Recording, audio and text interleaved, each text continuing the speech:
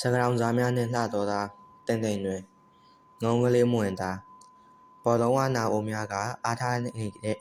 နေခဲ့သောကိုးသမားသည်ယခုဘယ်လိုဖြစ်သည်မသိဖမ်းမြအလုံးတိုင်းချော်သည်ကိုးသမားခုတ်ဆွဲစားပြီးလောမုံဟင်းကားစားပြီးလောဝိုင်း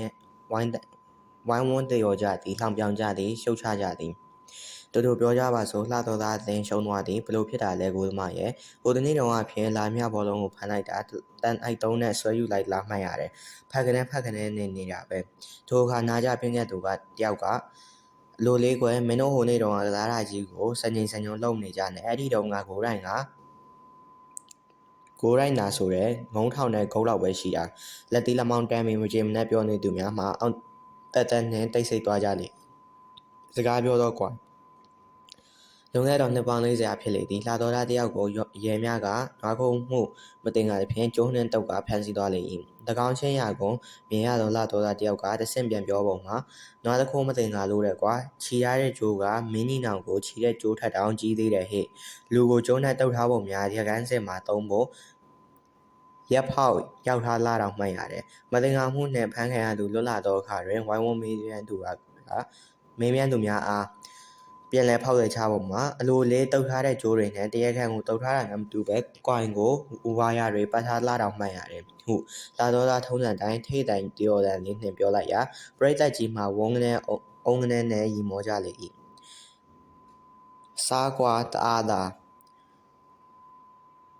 လက်ဖက်ရည်ဆိုင်ထဲသို့ဝင်လာသူတွင်ကလေးတယောက်ပါလာသည်ထိုကလေးမှာကြီးလင်းလင်းရွှင်ပြပြမရှိချေသူ့ကိုချီလာသူမှာလက်ဖက်ရည်ကောင်းစွာမတောက်ရသဖြင့်ဆိုင်ရှိန်သမီးကခေါ်ပြီးထိုင်ရင်ဟိုဟာစားမလားဒီဟာစားမလားရှောက်မေး၏တနေရာရောက်သောအခါမှန်ပြီးတော့တွင်ရင်အောင်နေတော့ပလာတာတစ်ထက်ကို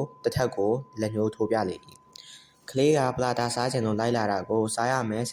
ထိုအခါပထမချီလာသူကဟဲဒီကလေးနဲ့ဂျုံနှမတည့်ဘူးပလာတာမကြွနေနဲ့ထိုအခါလက်ဖက်ရည်ပြောသူကလိုလေးကွဂျုံစားတိုင်းနာမတည့်ရရင်တော့ဥရောပတတိုက်လုံးကလူတွေအကုန်သိလို့လူတော်မရှိတော့ဘူးသူပြောတော့မှန်သဖြင့်ထိုသူငိမ်သွားရဘေးပရိသတ်များမှတခွိခွိရင်နေကြလေ၏တက်ငယ်ရောင်းသောဆိုင်သို့လူတယောက်ရောက်လာသည်ဆေးနှုံးမင်းများကတက်ငယ်ပြစ်များကိုလှန်တော်စစ်ဆေးကြည့်ရင်ခမားတက်ငယ်ကအနုကလေးတွေပါတာဆိုင်ရှင်မှသူ့တကယ်များကိုလက်ဖြင့်ပုတ်ပြကလိုလေဒီတက်ကယ်များနုလာခေါ်ရသေးတယ်လူရရွှေဘုံမြို့ရိုတဲတုံးကခြုံရှင်းတဲ့တဲမှာပါလာတဲ့တက်ကယ်တွေထိုအခါတက်ကယ်ဝယ်သူမှလာတော်သားပင်ဖြစ်တရားအားကြောင့်ခံပြန်ပြောပုံမှာခမားကခမားတက်ကယ်ကိုရွှေဘုံမြို့တက်ထက်ရင့်နေပြောနေမနေ့ကခမားစီကတက်ကယ်တွေဝယ်လာတဲ့အိမ်မှာတော့ခမားတက်ကယ်ကိုအိမ်မမိုးဘူးပြုတ်ပြီးတောက်စားနေကြလေရဲ့ဟူပြောလိုက်အားကြားရသူတိုင်းဟာတိုက်ရကြလေစီဝါရင်မကြီးဇက်ရုံအဆောက်အုံတစ်ခုအခြေတဲမင်းနှင့်ဇက်ပွဲများရုပ်ရှင်ကားထုံများကိုကာပွဲပလေတာများသည်မကြာခဏရောက်လာကြသဖြင့်လှတော်သူလှတော်သားများမှအဖမ်းဖြည့်စရာပျော်ရွှင်စရာကဝေးသို့သွားမရှာရတော့၏တို့အတွက်ပလေတာကပွဲဆိုလဲစီကအားပေးလိုက်ကြသည်ရုပ်ရှင်လည်းကြည့်ကြသည်ဇပွဲကိုလည်းမလုံးပေးချေထို့သောပျော်လိုက်ရွှင်လိုက်သွားကြလာကြသည်ကိုမနှင့်မြို့သူများမှလူကြီးချို့ဖြစ်သည်သူတို့သည်ဝင်ငွေနှင့်ထွက်ငွေကိုမစီမစစ်မသုံးသပ်ပဲစားတောက်တောင်ဖြုံးနေကြသူများအတွက်ယင်လေးနေကြသည့်အတွက်သူတို့ရှုထောင့်မှကြည့်ပြီးပြောကြပုံမှာအလိုလေးကွဖွတ်တောင်မိုးကြီးတဲ့ကိုဖွတ်ကလေးတွေဝင်လိုက်ထွက်လိုက်ဖွတ်ဆက်ခင်းနေလိုက်ကြတာလေကွယ်ရုပ်ဟုဖြစ်၏ဖွတ်ဆိုခြင်းမှာဖွတ်သည်နမိတ်မကောင်းစင်းရဲမွေးတည်ခြင်းဤတန်ငယ်တာဟုတဘောထားသည့်အတွက်ထို့သောပြောလိုက်ခြင်းမှာစက်ရုံတို့ပျော်ရွှင်စွာထွက်လာသူများအတန်တိတ်သွားကြလေ၏စူပါမန်၏ဘိုး၏မူးတွင်ရေလာနေခိုက်ဖြစ်သည့်အတွက်လှသောသားလယ်မဦးကြီးများမှပြေးလှစိုက်ပျိုးလောက်ကိုင်နေကြသည်အချိန်မီစိုက်ရသောကြောင့်ပြုံးနှုတ်သူကောက်ဆိုင်သူများကိုအလို့ရက်ခေါ်နေကြသည်ဦးကြီးတယောက်သည်ပြုံးနှုတ်သူခေါ်များလေသောကြောင့်ခြားနေရမှပြိုးများကိုသားနှင့်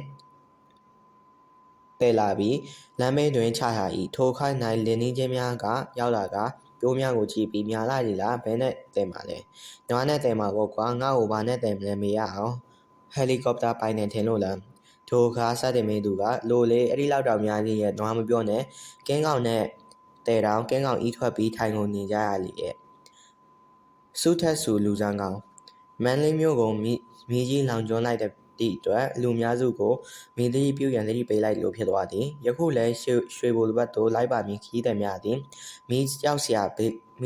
ကောင်းမုံကိုပြောနေကြရာဝက်လက်မီးကြောင်တို့ရောက်သွားကြ၏ဝက်လက်မီလည်းတော်တော်ကြောက်စရာကောင်းတာပဲ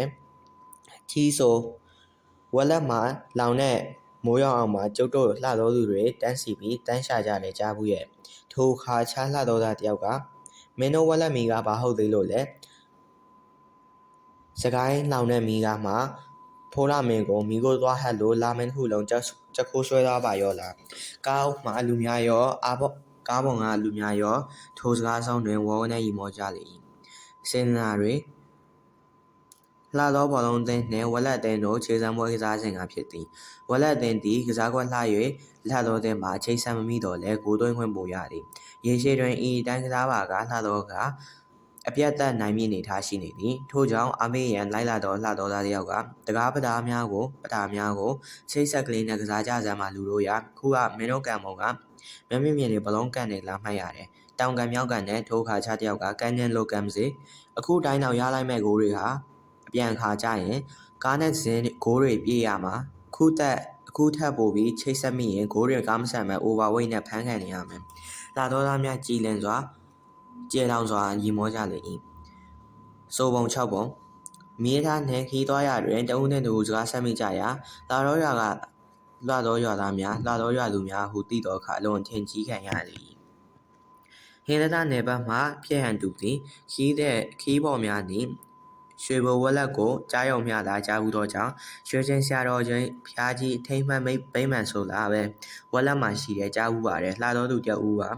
ဝက်လက်မဟုတ်ဘူးရှင်လှသောကြီး9ရွာထဲမှာပါတဲ့ရွှေချင်းရွာမှာပါဆရာတော်ဖျားကြီးရဲ့ဗိမ္မာန်ဖွင့်ပွဲတုန်းကစီထားလိုက်ပုံကတနက်ကိုမကြုံဘူးအောင်ပါပဲထိုအခါအလားတူတူကလည်းတိတ်ဟုတ်တာပေါ့လိုလေပွဲတော်စီကားပုံကတော့အံ့ဩလောက်ပါပြီတဲ့စီကားလုံးတို့ကြောက်လန်းတာရိုးကြီးတောင်ကျိုးကျသွားတယ်သို့တော့ပထမပြောသူများပေါ်တွင်ကောင်းစွာမလိုလာသောလှသောသူခြားတယောက်ကမူလမ်းမကမ်းမှာမကြားတရားနှင့်ကြွားကြမရှိကြွားနေတာဖွင့်ပွဲနေတော့မှစီကားတဲ့ဆိုလို့ငါမှသွားကြည့်ပါတယ်အလိုလေးပွဲကင်းထဲမှာ36မှာဆိုလို့တန်မုတ်တွေရွတ်ပြီးပြန်ခဲ့ရတယ်မသိရစုံစမ်းမိသူများမှာမြည်သည့်စကားကိုရောင်းအမိမသိဖြစ်နေကြလေ၏စဉ်းစားမိသည်မှာခီးတဲ့တင်ကားမှာလှသောရွာနှင့်နီးကပ်လာလေလူနဲလာလေဖြစ်သည်ကြံရှိသောခီးတဲ့များနှင့်လှသောတွင်ဆင်းမိခီးတဲ့ကအများဆုံးဖြစ်လေသည်ရှားသူတွေမှာစကားပြောနှင့်ရီမောနောက်ပြောင်နေကြတော့လဲတက်40ရှိကုန်းလယ်နှင့်တူသောပုဂ္ဂိုလ်မှာစီဂရက်ကိုဖွာပြီးတိတ်ဆိတ်သွားလိုက်လာလေ၏ဖွာလားကြီးလားစိတ်လေးကိုပဲဖွာနေတော့ပါကလားရဲသိမ့်ရဲ့ရွယ်လူတယောက်ကကားဦးမှကြည့်ကလှမ်းမိ၏စဉ်းစားရတယ်လေစီဂရက်မီကိုဟာအခုလိုအငွေ့မဟုတ်ပဲရေဖြစ်နေရင်လူတွေဘယ်လိုလုပ်ပြီးစိတ်လေးတောက်မလဲလို့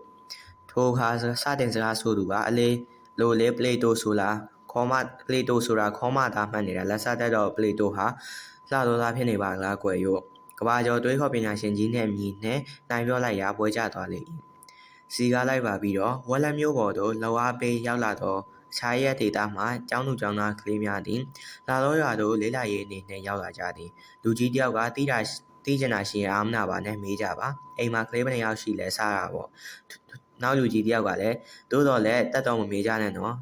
ဆိုတော့ကြောင့်ရီမောကြစဉ်ပထမဆုံးစကားဆတော့လူကြီးရပင်လာတော့နဲ့နာမည်ကြီးခဲ့တာဟိုတုန်းကပါဒေတာခံရက်ခံရွာခံ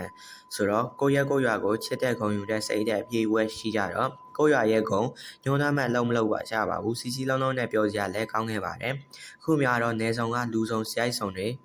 ဖြစ်နေတဲ့အတွက်ရုံးပြင်းတနာဆိုရင်ရင်ကောင်တော့ရှောင်လို့လွတ်ချင်မလို့မယ်